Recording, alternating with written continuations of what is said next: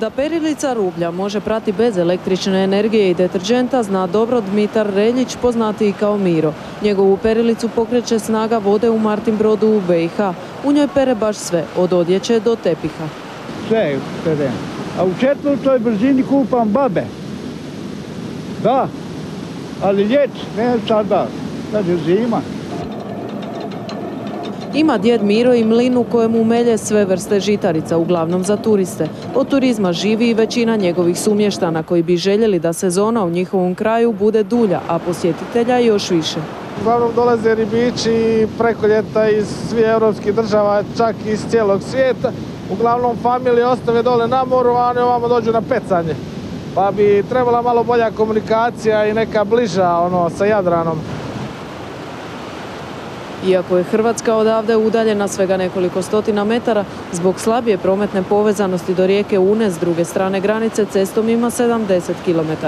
Slapovi su dio nacionalnog parka Una koji službeno postoji od 2008. Jedini je i najmlađi u Bosni i Hercegovini, stoga je od iznimne važnosti zajednički projekt u koji su krenuli s Hrvatskom.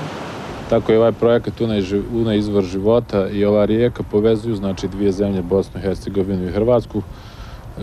Pogotovo je to dobro za Bosnu i Hercegovinu i Hrvatska kao velika turistička zemlja, znači mi se moramo osloniti na te potencijale koji postoje u Hrvatskoj. Granična rijeka u ovom slučaju ne dijeli već spaja. Una izvire s druge strane granice u Hrvatskoj, nedaleko od Srba. Zajednički IPA projekt preko granične suradnje želi promovirati vrelo Une u Hrvatskoj te slap na Uni i Stari grad Ostrovicu na području Martinbroda.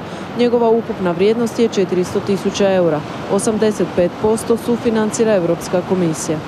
U prvom smislu bila je neka potreba očuvanja okoliša, odnosno zaštite prirode i lokacija vrela Une. Nadalje, kako se otvorio prekogranični natječaj Hrvatska-Bosna i Hercegovina, prepoznala se prilika da se uđe s takvom idejom u partnerstvo. Proizašla je iz toga gospodarska povezanost i razvoj zajedničkog turističkog proizvoda. To bi mnogo značilo i ljudima s ličke strane Zadarske županije.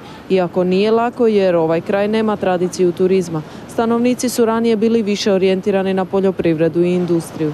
To bi bio ogromno značenje, to je neki strani kapital koji dolazi u područje, dodatna sredstva kojima svima bi omogućila bolji i kvalitetniji život. Vrelo Une u Zadarskoj županiji, sudeći prema prodanim ulaznicama, od travnja do listopada posjeti oko 3000 ljudi. Cilj je da se ta brojka već ove godine udvostruči. Iako je Vrelo zaštićen hidrološki spomenik i obiluje prirodnim ljepotama, njegovo otkrivanje u javnosti tek je počelo. Evo, u ovom projektu je predviđeno da se predstave i domaći ljudi, dakle, od autohtonih proizvoda, od sira, meda, rakije, šljivovica koja je tu poznata, da se predstave i ugostiteljski objekti. U ovom projektu su navedeni u našem prospektu koji sad smo ga štampali prigodom ovog. Dakle, i privatni smještaj kojeg tu ima nešto. Manje više se privatni smještaj nastavlja najviše na Gračac, a evo i u Srbu se počelo nešto događati u tom smislu, a to ima kapaciteta nekakvih, početak je tih kapaciteta u stvari.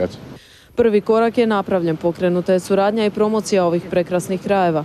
No i pred mještanima i lokalnim zajednicama još je mnogo posla, kako bi ova čista i atraktivna rijeka zasjala u punom sjaju s obje strane granice.